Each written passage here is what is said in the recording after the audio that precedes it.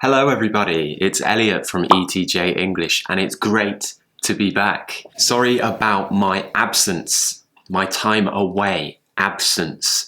I've been away because I've been moving into a new apartment and it's taken me a while to get everything sorted, everything organized. I've had to move in new furniture, I've had to assemble, put together, make some furniture which has been flat packed from places like IKEA, and it takes quite a long time and it's been quite stressful.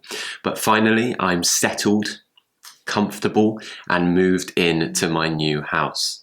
Now there's a few things I want to talk to you about today.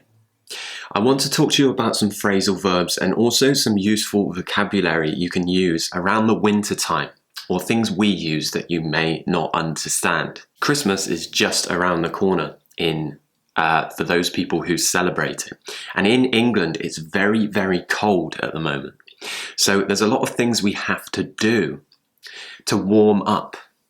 Warm up, what does that mean? Well, that just means to make yourself warmer. So to make yourself warmer, you might put a fireplace on, make the fire in your house hot if you have one. You might have to turn the radiators on. There's a few different things that you might have to do to warm up. There's also one thing you could do to warm up, which is you could wrap up. Wrap up. Now this phrasal verb has two meanings, wrap up. First of all, I'm going to talk about when you need to wrap up so that you can warm up or stay warm, keep hot. And to wrap up means to wear lots of layers of clothes. So you might wear a t-shirt and then a jumper and then a coat and a scarf and a hat. And these will all keep you warm. And this is what we call wrapping up. You can wrap up in the winter time to keep warm. England is a very cold country, especially at this time of year when we come closer to Christmas. So we all need to wrap up to stay warm. So that's one phrasal verb for you right there. But it has two meanings. Now, once again, Christmas or birthdays, we can talk about wrapping up presents.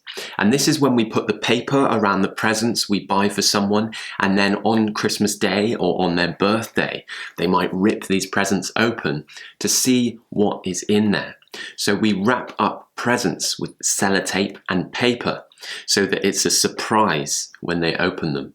So you can wrap up warm and you can also wrap up presents. Also, not really in England, but in a few places, and it does happen in England sometimes, is when it snows. And sometimes you can be snowed in. Snowed in. Another phrasal verb there for you, a winter phrasal verb. And it means to be stuck in your house because it snowed so much that you can't get out of your door, or you can't drive your car to work, or you can't drive your car to school. I've had this in the past where I couldn't get to school when I was younger because my mum couldn't drive me in because there was so much snow in the road. I'd like to know, have any of you ever seen snow before? Do you live in a snowy country? I was speaking to one of my students from Saudi Arabia the other day, and he said he's never seen snow before in his life. And it's interesting to find out things like this because I know what snow is. I've seen snow because I live in a cold country.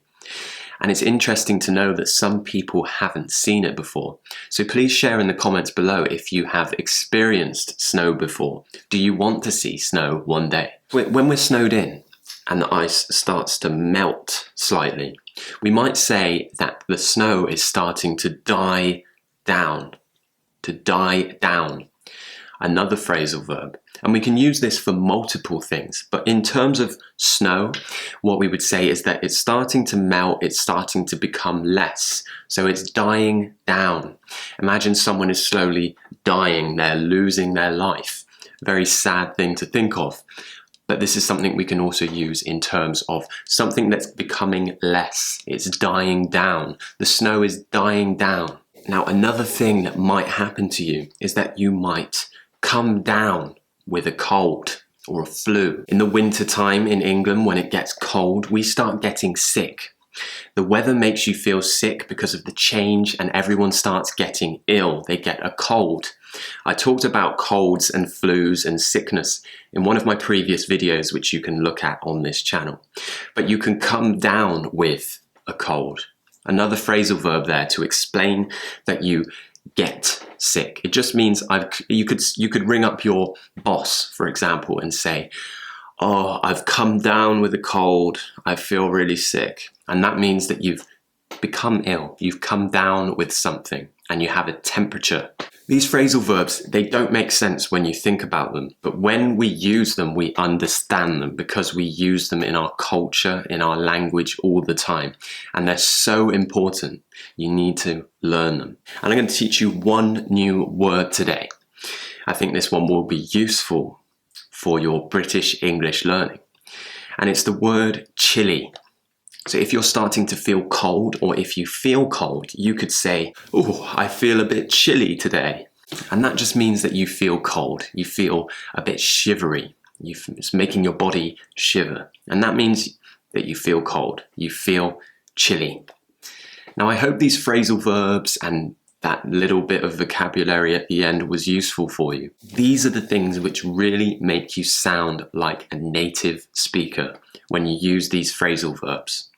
So make sure you study them, make sure you practice them, and I will be helping you with this all along every step of the way. Thank you for sticking with my channel while I've been away. I'm back now, videos will continue as normal, live lessons will be back on soon.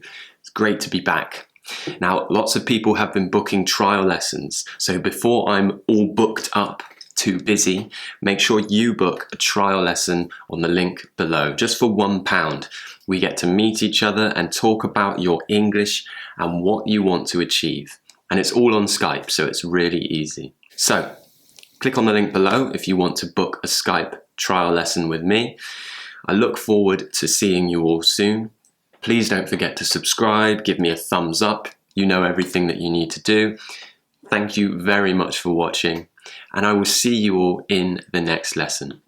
Cheers, guys.